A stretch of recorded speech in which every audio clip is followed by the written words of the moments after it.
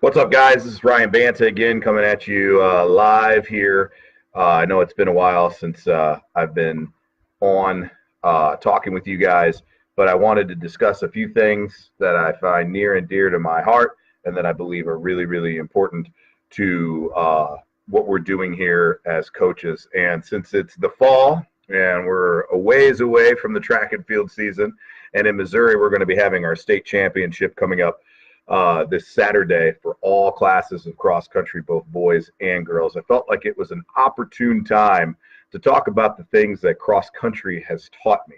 As you probably can tell, I am not the most fit guy in the world anymore now that I've reached the ripe old age of 40 years old and getting over the hill.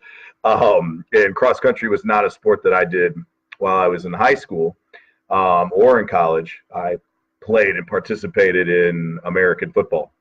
And so the learning curve on teaching and coaching distance running was steep.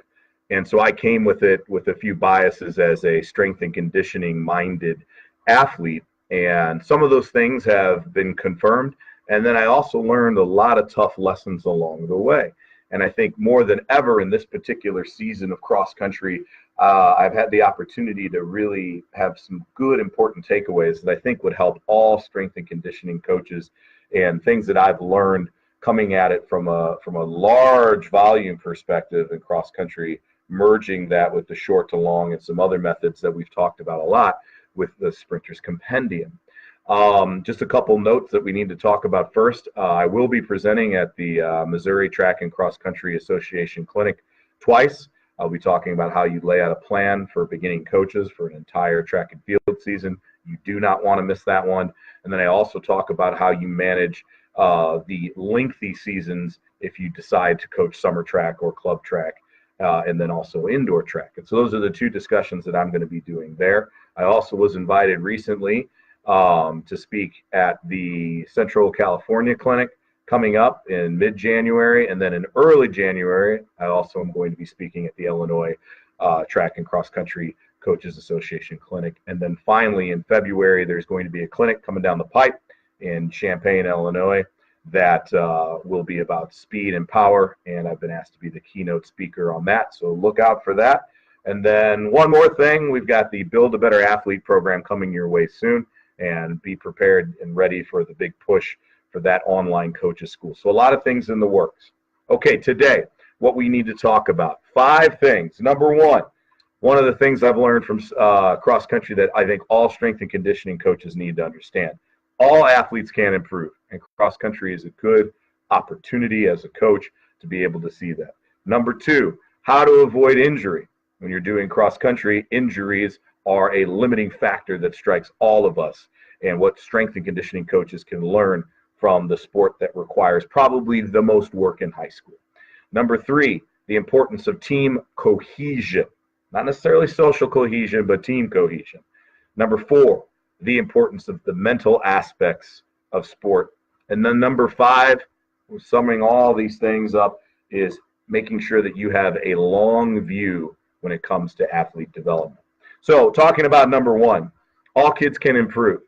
Cross country is a sport where, depending on where you're at and depending on your location, sometimes it can be very, very frustrating because you don't know what one time means to the next. In our state of Missouri and in most states in the United States, the high school athletes, boys and girls, are running 5,000 meters. That's 3.1118 miles. Okay, so it's a long run, and it is the longest thing that a high school kid will ever do in high school competitively.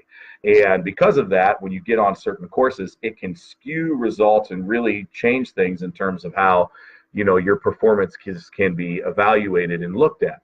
But one of the great things about cross country too is that, when you look at an aerobic profile of an athlete, most of those athletes can improve greatly. And there's a lot of buy-in that can come from that improvement. But you've got to figure out ways that you can sell that improvement to the athlete if for some reason the cross-country courses themselves or the conditions of the race might interfere with you being able to show that improvement. And, one of the things that a lot of people believe is that, either, you've got these abilities or you don't. And one of the criticisms I hear constantly about the sport of running from athletes who I come to say, hey, have you ever thought about being in track and field or cross country, is they say they can't run. Well, you and I both know that all athletes can run. They just need a certain amount of motivation. I'm sure if they saw a clown with a machete in Halloween time, we'd get to see how fast they can run. But in cross country, the great thing about it is by the time they're done with the sport and they've made it through the season, they're more fit than 99% of the world's population. And that's really, really powerful. And you have clear, massive improvements. And so when you're talking about the value of work, sometimes it's hard to sell that to kids. But in workouts, if you keep great logs of workouts in your training profiles, because it's very important to do so in cross country, even if a race isn't going well, because last year conference was on a flat course, and this year the course looks like you're running in the Andes Mountains. Okay, times might not match up, but your workout profiles do. And if you keep really good records, you can start to predict what an athlete is capable of and the things that they're able to do. And that helps you sell the value and the benefit of work. The other thing is that in the sport of cross country, what I've learned is how important off-season training is outside of competition. In cross country, you cannot be successful if you don't train in the off season. Now, granted, if you're a freak and you're really good, or you're one of those young, wiry, prepubescent female runners, you might be able to have success initially, but eventually your lack of preparation will catch up with you. Your improvement, your curve of improvement will slow down dramatically over time. And the only way that you can see those consistent gains is through work. And then our job as a coach is to show them the value of that work and what it does to create improvement over athletes who don't come in prepared. Now, for me, I'm also not an idiot. You got to be smart about how you do things. And if you have an athlete that's not come in prepared, you cannot work twice as hard as you were supposed to work over a 3 or 4 month period to do some catching up, and so that's not going to happen, which brings us to the next point. In the sport of cross country, number 2, the big thing that is a limiting factor in our sport is injury. Now, when we look at the NFL and we look at we're at record rates of ACL tears, it becomes very obvious, how injury can totally blow up or destroy a team. In cross country, it's very hard to get every single one of your runners to be towing the line healthy and peaked simultaneously at the line, all 7 runners at one time. If you can do that on a consistent basis, okay, you're going to have some of the best outcomes to the end of your season. For me as a coach, this year was a great year. All of the fastest 10 girls on our team finished the season healthy. And what did I learn about that? How did I figure that out? Well, number 1, not all workouts work for all athletes. Athletes are at very, very, very different places. Boys and girls are at different places. Boys are going to be able to complete most workouts 10 to 20% faster than girls are. So if you add up the volume of the work that they're doing, probably your female athletes need to be doing about 10 to 20% less because they're actually working time under tension or time under work for the same amount of time. The other thing you got to be okay with and you got to be cool with is the fact that many of your athletes are going to have to cross-train a lot. But if they cross-train, the best thing that you can do, and this is for all strength and conditioning coaches, is you need to figure out a way that you can get them to do about the same amount of work or the same theme or the same idea of work while the rest of your athletes are practicing, which means try to keep them off the recumbent bike, get them out to practice. If they can't do the drills that you're doing at full speed with the full rotation, then you need to have a series of lunge walks and walking drills and things like that that the athletes can do to simulate just as close to the workout or movement as they would be doing at full speed. Another thing that can be very discouraging is as an athlete spends a lot of time not being in the workouts with their fellow competitors, they feel like they're getting farther and farther and farther behind. And then if you put them on a bike inside, they really feel detached from the program. And so what you guys have to do is figure out a way that you can get that workout done on the track. Now that may mean bringing the recumbent bike out to the track and having them do similar intervals and work effort while the girls are running around the track. Or heck, even bring it up to a course where you're running 1,000-meter, 800-meter, or mile loops. But that can be applied to any sport. Anything that we're doing, you need to make sure that you are trying to simulate for those athletes the closest thing you can to the practice that you're doing, so that they still feel a part of the team and they feel like you're invested in their improvement, and that you're giving them an opportunity to keep the gap as close as possible between the healthy athletes and them while they're recovering.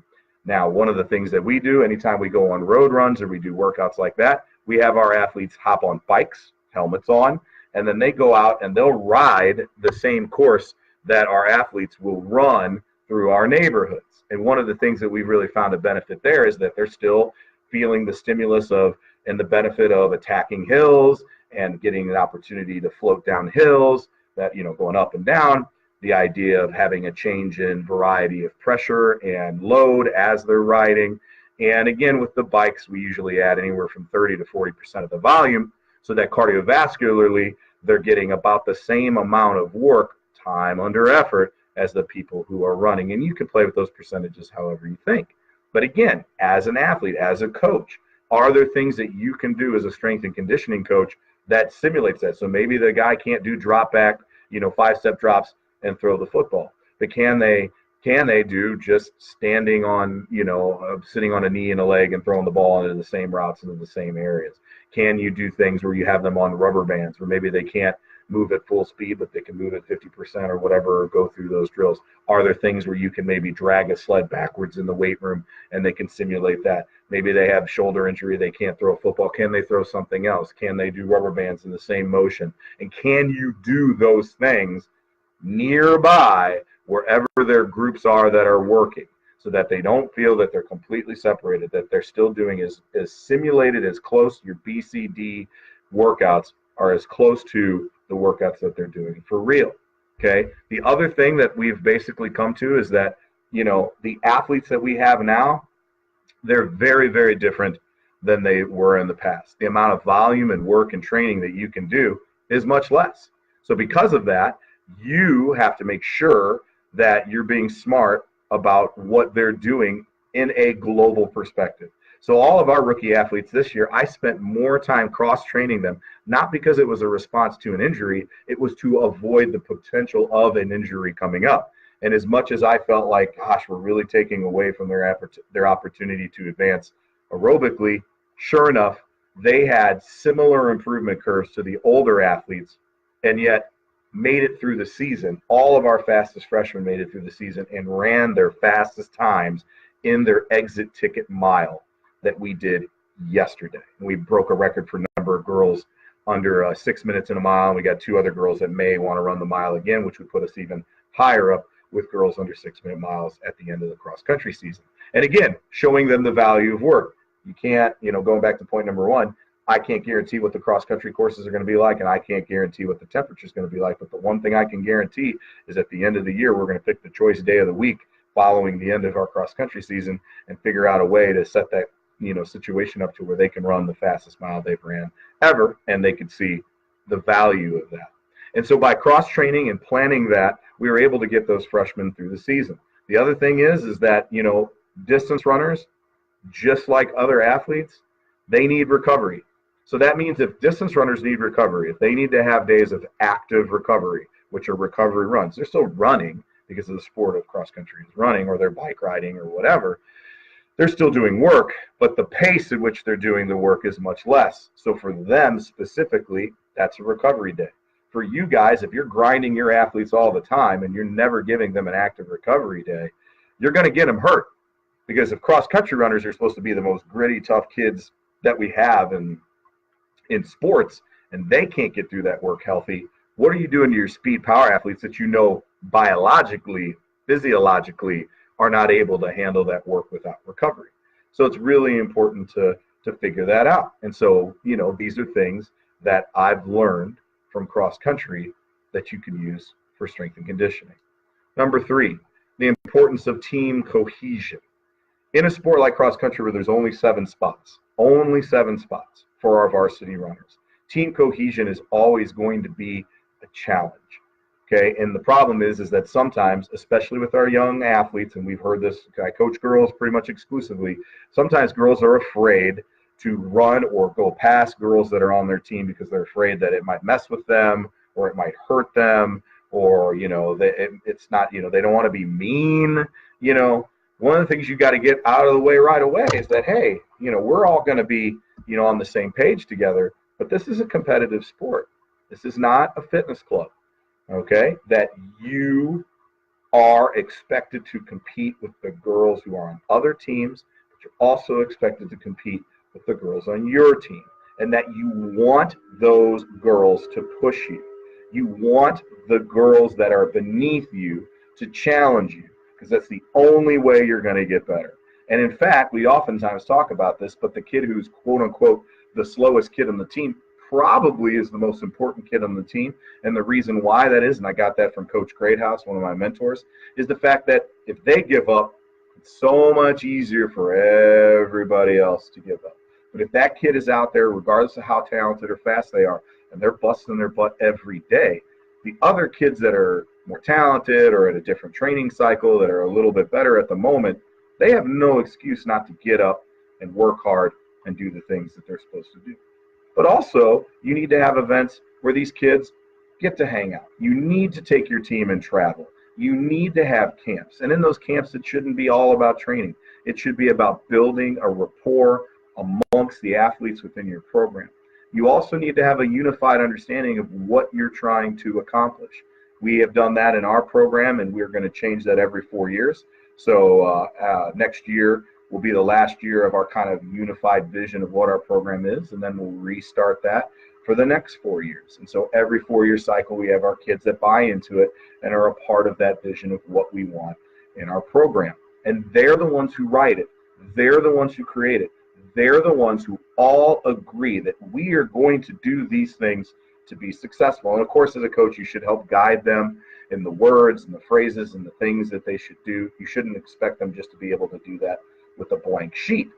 But when they're done and it's been accepted and it's been kind of run by you of what you want your team and your message and your mission statement to be, then you're going to have to own that, and you're going to have to lead that. Another thing is when you talk about team cohesion, sometimes there isn't a person who rises up that is actually like captain material, so to speak. And the captain is really important when they're good, but when they're not so good, you probably don't need a captain, okay? And that's one of the things you need to understand. And again, a captain is not somebody who makes sure that everybody gets along and everybody likes each other and everybody is buddies.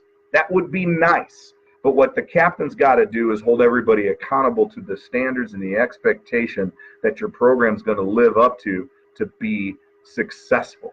Because naturally, you have a big team or a large team, people are going to buddy up and be friends because of common interests and culture and all those kind of things. And we live in a diverse world, so to expect that everybody is going to be 100% on board with each other as friends all the time is unrealistic. And it's okay that that isn't the situation. But it cannot interfere with the goals that you set out as a program and what you want to do. And one of the things that I've learned is if you got a problem or an issue with a kid, you don't address it in front of the whole group. You don't talk about it in front of the whole group. You deal with that one individual kid and you explain the expectation that you have of that kid. And if you have problems amongst a couple girls on your team, then you bring them all together in the morning outside of practice to talk about what happened the day before and explain your expectations, get them to reinvest in what you want for your team cohesion, and have a coach there and all that kind of stuff. And once everybody's on board with the efforts and the expectations of what they need to be successful as athletes in your program, you're going to do great things because they will hold each other accountable. They won't let athletes walk in practice. They won't let athletes skip out in reps in the weight room. They won't let kids, show up late and make excuses on hard days and not be there.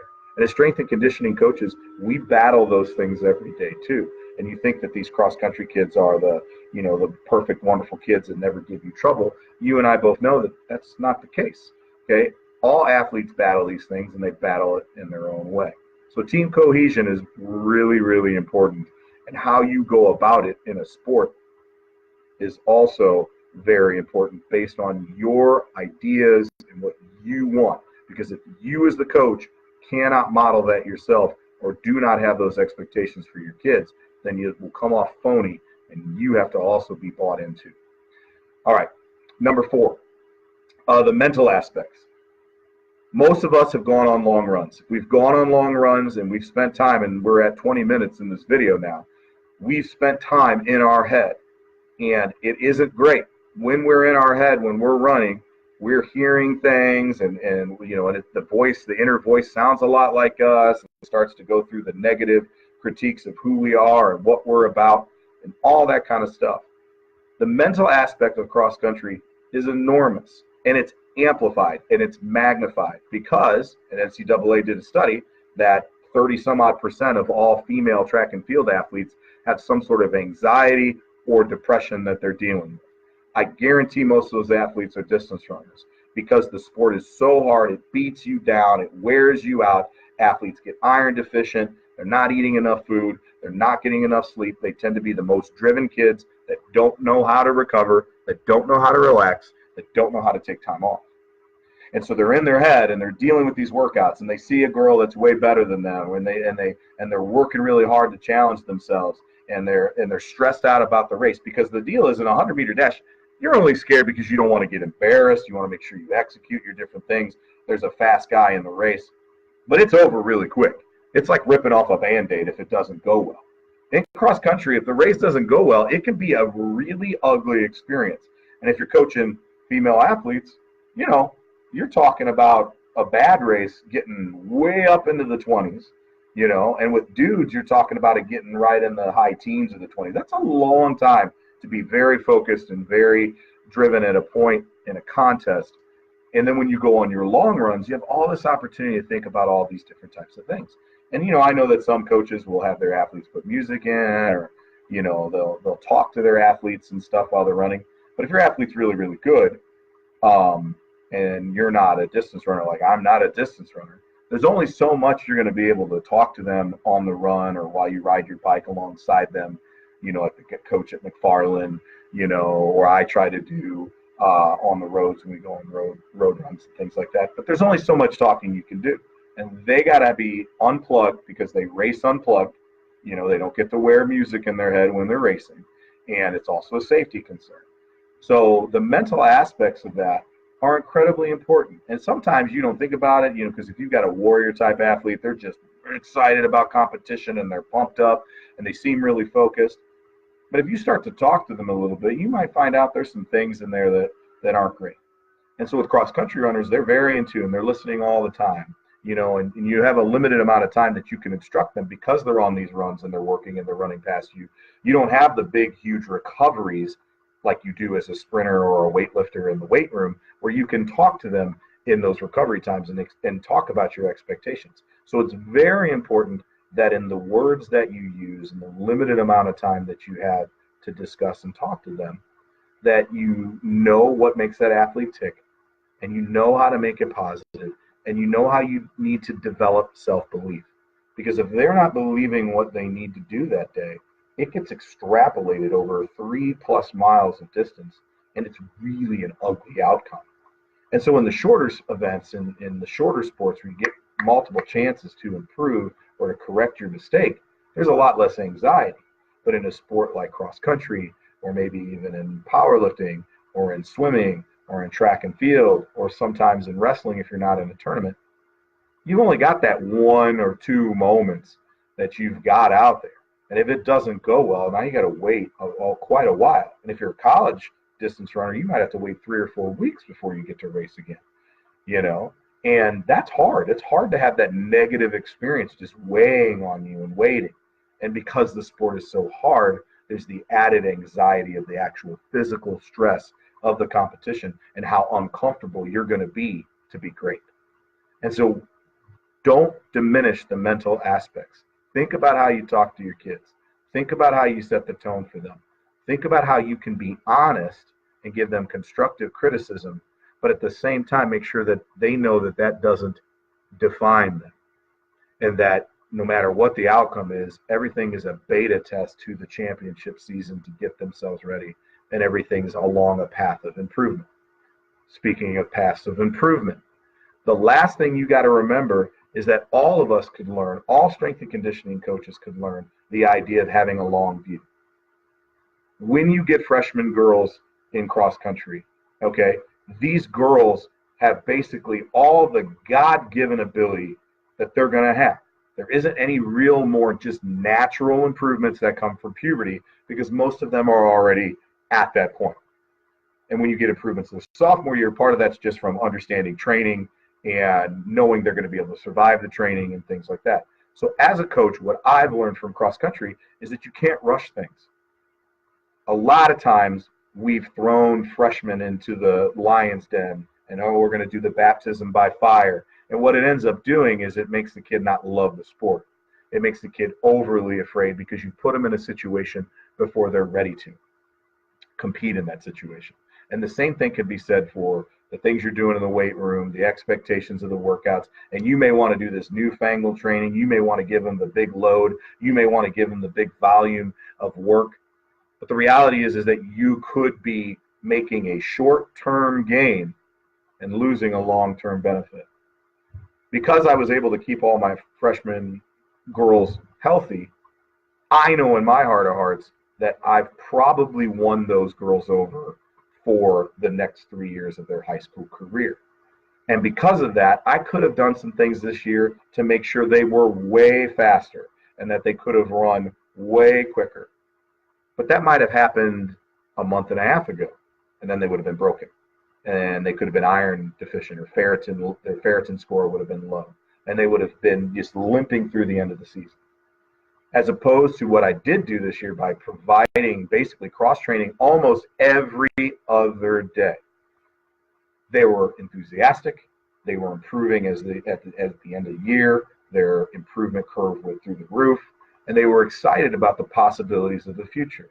And now the athletes that aren't playing basketball or swimming, they're coming out for the winter and they're enthusiastic about the future and they can't wait to get back after it. And again, as a coach, I can't throw everything at them right away. I've got to be trusting, and I as a coach and you as a coach have to be disciplined to know that you can't give it to them all right away. Even though you got all this newfangled competition, ideas and drills and workouts and stuff like that, and all this kind of stuff, you got to remember that that stuff is great, but you can't use it all at once. If you do use it all at once, then there's nowhere to go with your athletes, and that is going to create problems. So have a long view. Even if it means that, man, I may not have this kid their junior and senior year, and I really want to get all this stuff done because I'm competitive and I want to win and I want to win right now.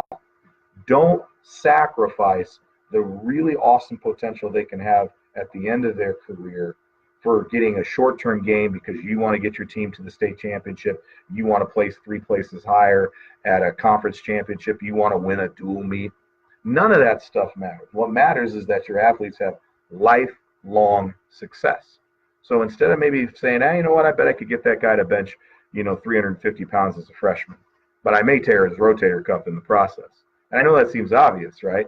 But even though they might be able to do more load or they look like their strength curve is going up, you'd probably be smart to wait to allow for their genetics and for their hormonal profile to catch up with the gains that they're making while you're training them. And that doesn't mean that you don't have high expectations for them. You just got to have that long view.